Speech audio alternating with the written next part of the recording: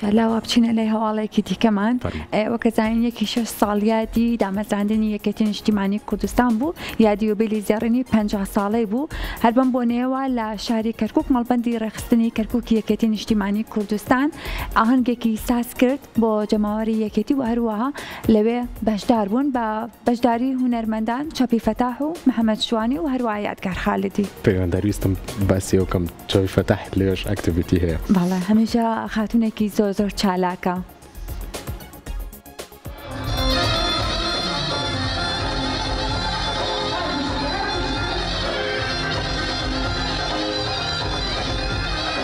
لە هۆڵی سنتەری ڕۆشنبیری شاری کەرکووک ئاهەنگێکی میوزیک و گۆرانی بۆ هونەرمەندان چاپی فەتاح و محەممەد شوانی و یادگار خالدی سازکرا. ئاهەنگەکە لەلایەن مەڵبەندی کەرکووکی یەکێتی نیشتیمانی کوردستان بە بۆنەی ساڵیادی دامەزراندنی یەکێتی نیشتیمانی کوردستانەوە سازکرا بوو. ئاهەنگەکە بە بەشداری جەماوەرێکی زۆر لە چین و توێژە جیاوازەکان ئامادە بوون، تەنانەت هەندێک لە ئامادەبووان لە دەرەوەی شاری کەرکووکیشەوە هاتبوون بۆ شارەکە بۆ بەشداریکردن و گوێگرتن لە میوزیک و گۆرانیا پرچێژەکانی ئەو هونەرمەندانە لە شاری کەرکووک. هونەرمەندانی بەشداربوو بە چەندین بەرهەمی گۆرانی تایبەت ئاهەنگەکەیان ڕازاندەوە و بە جۆرێک کە ئامادەبووان گۆرانەکانیان دەوتەوە و لەگەڵیان چێژیان لەو ساتانە وەردەگرت.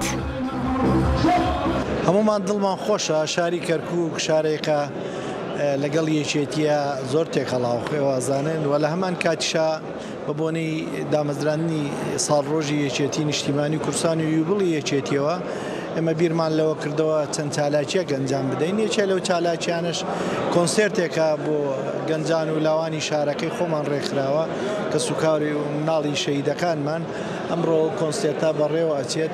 دیارە ئەمەش هەر بۆ لایەنی تەرفیهی شارەکەمان زیاد بکەین و بە ئومێدین کۆنسێرتێکی زۆر خۆش بێت.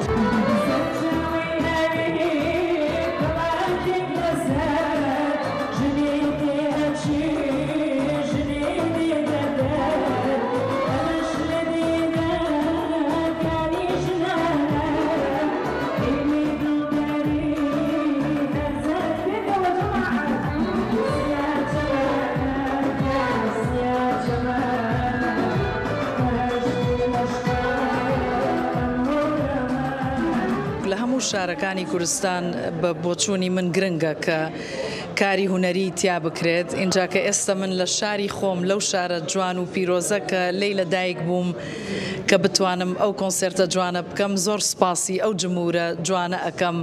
وەڵا پێیان ناڵێم جمهور هەموویان خوشک و برا و مام و خاڵ و هەمووی وەکو کە سوکاری خۆم دەبینم. کەرکووک بەراوێز کراو لە هەموو بوارەکانەوە. زۆر گرنگە لەبەری گەنج بە خۆیان بچێتەوە بزانێت چیە، لەبەری گەنج لەوە زیاترەکە ئیشی بۆ بکرێ، ئەم کارانەی بۆ بکرێ. دەستخۆشیتان لێک منۆک هونەرمەندی ئەمڕۆ خزمەتەکەم بەم شارە، شاری خۆمە، هەمیشە بتوانم تاو ڕۆژەی ما بێتم خزمەتی بەم شارەکەم.